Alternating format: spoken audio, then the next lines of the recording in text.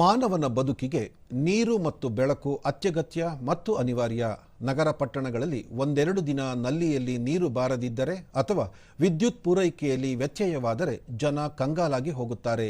ಆದರೆ ಮೈಸೂರಿನ ಈ ಮನೆಯವರಿಗೆ ತಿಂಗಳುಗಟ್ಟಲೆ ನೀರು ಬಾರದಿದ್ದರೂ ಚಿಂತೆ ಇಲ್ಲ, ಅಥವಾ ವಾರವಿಡೀ ವಿದ್ಯುತ್ ಪೂರೈಕೆ ಆಗದಿದ್ದರೂ ಆತಂಕ ಪಡುವುದಷ್ಟೇ ಅಲ್ಲ, ಈ ವಾಹನದ ಬ್ಯಾಟರಿಯನ್ನು ಚಾರ್ಜ್ ಮಾಡಬಹುದು. ಇದಕ್ಕೆ ಮೈಸೂರಿನ ಪರಿಸರ ತಜ್ಞ ಕಿಕ್ಕೇರಿ ರಮೇಶ್ ಅವರ ಈ ಮನೆ ಜ್ವಲಂತ ಸಾಕ್ಷಿಯಾಗಿದೆ. ಪ್ರಕೃತಿ ದತ್ತ ಶಕ್ತಿಯನ್ನು ಬಳಸಿಕೊಂಡು ಜಲ ಹಾಗೂ ವಿದ್ಯುತ್ ಉಳಿತಾಯ ಮಾಡಿ ತಮ್ಮದೇ ಆದ ರೀತಿಯಲ್ಲಿ ಪ್ರಕೃತಿಯ ಉಳಿವಿನ ಕಡೆಗೆ ಮುನ್ನುಡಿ ಬರೆದಿದ್ದಾರೆ. ಒಂದು ಚದರ ಮನೆ ಇದ್ರೂ ಸಹ ನೀವು ಸುಮಾರು 3,500 ಲೀಟರ್ನಷ್ಟು ನೀರನ್ನು ನೀವು ಶೇಖರಣೆ ಮಾಡಿರ್ಬೋದು. ಅಂದರೆ 10 ಚದರ ಮನೆಯಲ್ಲಿ ನೀವು ಸರಿಸುಮಾರು 35,000 ಲೀಟರ್ನಷ್ಟು ನೀರನ್ನು ಶೇಖರಣೆ ಮಾಡ್ಕೋಬಹುದು.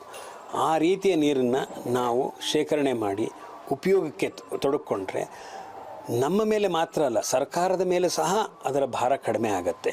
ಮಳೆಗಾಲದಲ್ಲಿ ಛಾವಣಿಯ ಮೇಲೆ ಬಿದ್ದು ವ್ಯರ್ಥವಾಗಿ ಹರಿದು ಚರಂಡಿ ಸೇರುವ ಮಳೆಯ ನೀರನ್ನು ಶೇಖರಣೆ ಮಾಡಿ ಅತ್ಯಂತ ಕಡಿಮೆ ವೆಚ್ಚದಲ್ಲಿ ವೈಜ್ಞಾನಿಕವಾಗಿ ಶುದ್ಧೀಕರಿಸಿ ದಿನಬಳಕೆಗೆ ಮತ್ತು ಕುಡಿಯಲು ಬಳಸಬಹುದೆಂಬುದನ್ನು ತೋರಿಸಿಕೊಟ್ಟಿರುವ ಕಿಕ್ಕೇರಿ ರಮೇಶ್ ಮಿತವ್ಯಯ ಮತ್ತು ಪುನರ್ಬಳಕೆಯ ಮಂತ್ರದೊಂದಿಗೆ ಸುಸ್ಥಿರ ಅಭಿವೃದ್ಧಿ ಸಾಧ್ಯ ಎಂಬುದನ್ನು ನಿರೂಪಿಸಿದ್ದಾರೆ.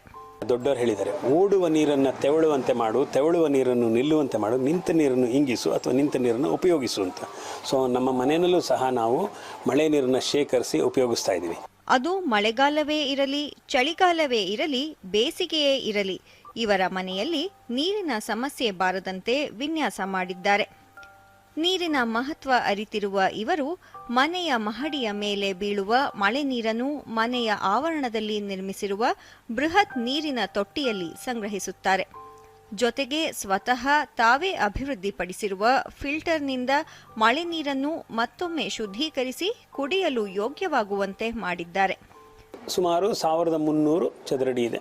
ಅಲ್ಲಿ ಮೇಲೆ ಬೀಳ್ತಾ ಇರ್ತಕ್ಕಂತಹ ನೀರನ್ನು ಮಳೆ ನೀರಿನ ಫಿಲ್ಟರ್ ಮೂಲಕ ಸಂಪಿಗೆ ಹಿಡಿದಿಟ್ಟು, ಸಂಪಿಂದ ನಾವು ಸೋಲಾರ್ ಪಂಪಿಂದ ಮೇಲ್ಗಡೆಗೆ ಪಂಪ್ ಮಾಡಿಕೊಂಡು ಆ ಪಂಪಿಂದ ಬರ್ತಕ್ಕಂತಹ ನೀರನ್ನು ಕುಡಿಯೋದಕ್ಕೂ ಸಹ ಎಷ್ಟು ಬೇಕೋ ಅಷ್ಟು. ಕುಡಿಯೋದಕ್ಕೆ ನಾನು ಹೇಳ್ದಂಗೆ ಒಬ್ಬ ವ್ಯಕ್ತಿಗೆ 2 ಲೀಟ್ರ್ ಕುಡಿಯೋದಕ್ಕೆ ಬೇಕು, 3 ಲೀಟ್ರ್ ಅಡುಗೆಗೆ ಬೇಕು. ಅದು ಬಾಯಿ ಮೂಲಕ ಹೋಗೋದು, ಅದು ಪರಿಶುದ್ಧವಾಗಿರಬೇಕು. ಅದಕ್ಕೆ ಈ ರೀತಿಯ ಫಿಲ್ಟರ್ನ ಉಪಯೋಗಿಸ್ಕೊಂಡು ಮಿಕ್ಕಿದ್ದೆಲ್ಲ ಅದಕ್ಕೂ ನಾರ್ಮಲ್ ಫಿಲ್ಟ್ರು ಏನಿದೆ ಅದರಲ್ಲಿ ಸಸ್ಪೆಂಡೆಡ್ ಪಾರ್ಟಿಕಲ್ಸ್ ಅಂದರೆ ಬಗ್ಗಡ ಇಲ್ಲದೆ ಇರುವಂತಹ ನೀರನ್ನು ಬಟ್ಟೆ ಒಗೆಯೋದಕ್ಕೆ, ಟಾಯ್ಲೆಟ್ಗೆ, ಮನೆ ಒರೆಸೋದಕ್ಕೆ, ಅದಕ್ಕೆಲ್ಲದಕ್ಕೂ ಉಪಯೋಗಿಸ್ಕೋಬಹುದು. ಅತಿ ಕಡಿಮೆ ವೆಚ್ಚದಲ್ಲಿ ಮಳೆಯ ನೀರನ್ನು ಶುದ್ಧೀಕರಿಸುವ ಫಿಲ್ಟರ್ ತಯಾರಿಸಿ ಅಳವಡಿಸುವುದಾಗಿ ಇಂಜಿನಿಯರ್ ಕಾರ್ತಿಕ್ ತಿಳಿಸುತ್ತಾರೆ. ಮಳೆ ನೀರು ಫಿಲ್ಟರನ್ನು ನಾವು ಮಾಡೋದ್ರಿಂದ ಅತಿ ಕಮ್ಮಿ ಬೆಲೆಯಲ್ಲಿ ನಾವು ಉತ್ತಮವಾದ ಮಳೆ ನೀರನ್ನು ಸಂಗ್ರಹಣೆ ಮಾಡಿ ಆ ನೀರನ್ನು ನಮ್ಮ ದಿನನಿತ್ಯದ ಉಪಯೋಗಕ್ಕಾಗಿ ಉಪಯೋಗಿಸ್ಬೋದು. ಅದೇ ನೀರನ್ನು ಕುಡಿಯೋಕ್ಕೆ ಕೂಡ ಇದೇ ಇನ್ನೊಂದು ಫಿಲ್ಟ್ರು ಡ್ರಿಂಕಿಂಗ್ ಫಿಲ್ಟರ್ ಅಂತಂದು ಇದನ್ನು ಅತಿ ಕಡಿಮೆ ಬೆಲೆಯಲ್ಲಿ ಮಾಡಿ ಈ ನೀರು ಫಿಲ್ಟ್ರನ್ನು ಕೂಡ ನಾವು ಕುಡಿಯೋ ನೀರಿಗೆ ಉಪಯೋಗಿಸ್ಬೋದು. ನೀರು ಜೀವಜಲ, ನೀರಿಗೆ ನಾವು ಗೌರವ ತೋರಬೇಕು ಎನ್ನುವ ಕಿಕ್ಕೇರಿ ರಮೇಶ್ ಮುಂದಿನ ಪೀಳಿಗೆಗೂ ಶುದ್ಧ ನೀರು ಉಳಿಸುವ ಜವಾಬ್ದಾರಿ ನಮಗಿದೆ ಎನ್ನುತ್ತಾರೆ. ಕುಡಿಯುವುದಕ್ಕೆ ಯೋಗ್ಯವಾದ ನೀರು ಕಡಿಮೆ ಆಗ್ತಾ ಇದೆಯೇ ಹೊರತು ನೀರಿನ ಪ್ರಮಾಣ ಕಡಿಮೆ ಆಗಿಲ್ಲ. ಸೊ ಹಾಗಾಗಿ ನಾವು ನೀರನ್ನು ಭಾಳಷ್ಟು ಕಲುಷಿತಗೊಳಿಸ್ತಾ ಇದ್ವಿ. ಅದರಿಂದ ದೂರ ಇರೋಣ, ನೀರನ್ನು ಶುದ್ಧವಾಗಿಟ್ಕೊಳ್ಳೋಣ, ನೀರಿನ ಮೂಲಗಳನ್ನು ಶುದ್ಧವಾಗಿಟ್ಕೊಳ್ಳೋಣ. ಮನೆ ಮಟ್ಟದಲ್ಲೇ ಅದು ಡಿಸೆಂಟ್ರಲೈಸ್ ವಿಕೇಂದ್ರೀಕೃತವಾಗಿ ನಾವು ನೀರನ್ನು ಸಂಗ್ರಹ ಮಾಡಿದ್ರೆ ಎಲ್ಲರಿಗೂ ಒಳ್ಳೆಯದಾಗತ್ತೆ. ಮಳೆ ನೀರು ಕೊಯ್ಲಿನ ಜೊತೆಗೆ ತಮ್ಮ ಮನೆಯ ಮೇಲೆ 3 ಸೌರ ಫಲಕ ಅಳವಡಿಸಿರುವ ಕಿಕ್ಕೇರಿ ರಮೇಶ್ 1 ಕಿಲೋವ್ಯಾಟ್ ವಿದ್ಯುತ್ ಉತ್ಪಾದನೆ ಮಾಡುತ್ತಾರೆ. ಇದರಿಂದ ವಿದ್ಯುತ್ ದೀಪ, ಫ್ಯಾನ್, ಕಂಪ್ಯೂಟರ್, ನೀರಿನ ಪಂಪ್ ಎಲ್ಲವೂ 80% ಸೌರ ವಿದ್ಯುತ್ನಿಂದಲೇ ಕಾರ್ಯನಿರ್ವಹಿಸುವಂತೆ ಮಾಡಿ ನಿರಂತರ ವಿದ್ಯುತ್ ಪಡೆಯುತ್ತಿದ್ದಾರೆ. ನಮಗೆ ಬೇಕಾದ ಕರೆಂಟನ್ನು ನಾವೇ ಸಾಕಷ್ಟು ಮಟ್ಟಿಗೆ ತಕ್ಕ ಮಟ್ಟಿಗೆ ನಾವು ಉತ್ಪಾದನೆ ಮಾಡಿಕೊಂಡ್ರೆ ದೇಶದ ಮೇಲೆ ಒಂದು ಸ್ವಲ್ಪ ಹೊರೆ ಕಡಿಮೆ ಆಗಬಹುದೇನೋ. ನಿವೃತ್ತ ಬ್ಯಾಂಕ್ ಸಿಬ್ಬಂದಿ ಗುರುರಾಜ್ ಕಿಕ್ಕೇರಿ ರಮೇಶ್ ಅವರ ನೆರವಿನಿಂದ ತಮ್ಮ ಮನೆಯಲ್ಲೂ 1 ಕಿಲೋವ್ಯಾಟ್ ಸೌರ ವಿದ್ಯುತ್ ತಯಾರಿಸುತ್ತಿದ್ದು, ತಮ್ಮ ಈ ವಾಹನದ ಬ್ಯಾಟರಿಯನ್ನು ಕೂಡ ಈ ವಿದ್ಯುತ್ನಿಂದಲೇ ಚಾರ್ಜ್ ಮಾಡುವುದಾಗಿ ಹೇಳುತ್ತಾರೆ. 1 ಕಿಲೋವ್ಯಾಟ್ ಇದನ್ನು ನಾವು ಹ್ಯಾವ್ ಅಪ್ಗ್ರೇಡೆಡ್ ಟು 5 ಕಿಲೋವ್ಯಾಟ್ಗೆ ಅಪ್ಗ್ರೇಡ್ ಮಾಡಿದ್ದೀನಿ. ನಾನು ಬ್ಯಾಟ್ರಿ ಹಾಕ್ಕೊಂಡು ಇಲ್ಲಿ ಏನು ಪ್ರೊಡ್ಯೂಸ್ ಆಗುತ್ತೆ ಅದನ್ನು ನಮ್ಮ ಮನೆಗೆ ಯೂಸ್ ಮಾಡ್ತಿದ್ದೀನಿ. ನನ್ನ ಎಲೆಕ್ಟ್ರಿಕ್ ಬಿಲ್ಲು 4,500 ಸಾವಿರ ಬರೋದು ಇವರಿಗೆ 1,000 ತನಕ ಬರ್ತಾ ಇದೆ. ಅದರಲ್ಲಿ ಎಲೆಕ್ಟ್ರಿಕ್ ಕಾರು ಚಾರ್ಜಿಂಗ್ ಸೇರಿಕೊಂಡಿದೆ. ನನ್ನ ಪೆಟ್ರೋಲ್ ಡೀಸೆಲ್ ಖರ್ಚು ಕಮ್ಮಿ ಆಗಿದೆ. ಸೋಲಾರ್ ಪವರಲ್ಲೇ ನನ್ನ ಕಾರು ಚಾರ್ಜ್ ಆಗ್ತಾ ಇದೆ. 3 ಯೂನಿಟ್ ಪ್ರೊಡ್ಯೂಸ್ ಆದರೆ 1 unit will go for the battery ಚಾರ್ಜಿಂಗ್ಗೆ, ಇನ್ನು 2 ಯೂನಿಟ್ ಯೂಸ್ ಆಗ್ತಾ ಇರುತ್ತೆ. ಬ್ಯಾಟ್ರಿ ಫುಲ್ ಚಾರ್ಜ್ ಆದಮೇಲೆ ಪೂರ್ತಿ ಕರೆಂಟು ಮನೇಲಿ ಉಪಯೋಗಿಸ್ಕೋಬೋದು. ತುಂಬ ಬೆನಿಫಿಟ್ ಆಗುತ್ತೆ. ಎಲ್ಲ ಕೆಲಸ ಅದರಲ್ಲೇ ಮಾಡ್ತಾ ಇದ್ದೀವಿ. ವಾಷಿಂಗ್ ಮಿಷನ್ನು ಎಲ್ಲ ಅದರಲ್ಲೇ ರನ್ ಆಗ್ತಾ ಇದೆ.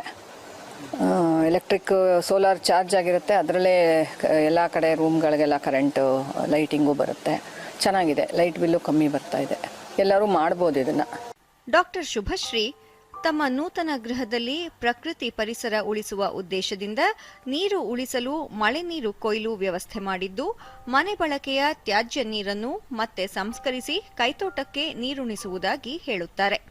ಮಳೆ ನೀರು ಮತ್ತು ನಾವು ಬಟ್ಟೆಗೆ ಪಾತ್ರೆಗೆ ಏನೇನು ನೀರು ಉಪಯೋಗಿಸ್ತೀವಿ ಅದನ್ನು ಮತ್ತೆ ಅದನ್ನು ಫಿಲ್ಟರ್ ಮಾಡಿ ಗಿಡಗಳಿಗೆ ಮತ್ತು ಕಾರ್ ವಾಶ್ ಮತ್ತು ಮನೆಯೆಲ್ಲ ಶುದ್ಧಿ ಮಾಡೋಕ್ಕೆ ನಾವು ನೀರು ಅದನ್ನು ಉಪಯೋಗಿಸ್ತಾ ಇದ್ದೀವಿ. ಪರಿಸರಕ್ಕೆ ಪೂರಕವಾದ ಜೀವನ ಪ್ರತಿಯೊಬ್ಬ ವ್ಯಕ್ತಿಗೂ ಬಹಳ ಮುಖ್ಯ. ಇವತ್ತು ಪರಿಸರಕ್ಕೆ ಪೂರಕವಾಗಿ ನಾವು ಬದುಕನ್ನು ಮಾಡಬೇಕು ಅನ್ನೋದು ನನ್ನ ಉದ್ದೇಶ. ಒಟ್ಟಾರೆ ಎಲ್ಲರೂ ತಮ್ಮ ತಮ್ಮ ಮನೆಗಳಿಗೆ ಅವಶ್ಯಕವಾಗಿ ಬೇಕಾಗುವ ನೀರು ಹಾಗೂ ವಿದ್ಯುತ್ತನ್ನು ಸ್ವತಃ ತಾವೇ ಉತ್ಪಾದಿಸಿಕೊಂಡರೆ ಹಣದ ಉಳಿತಾಯ ಆಗುವುದಷ್ಟೇ ಅಲ್ಲ, ನೀರಿನ ಹಾಹಾಕಾರವನ್ನು ತಪ್ಪಿಸಬಹುದು, ವಿದ್ಯುತ್ ಕ್ಷಾಮಕ್ಕೂ ಪರಿಹಾರ ನೀಡಬಹುದು ಅಲ್ಲವೇ?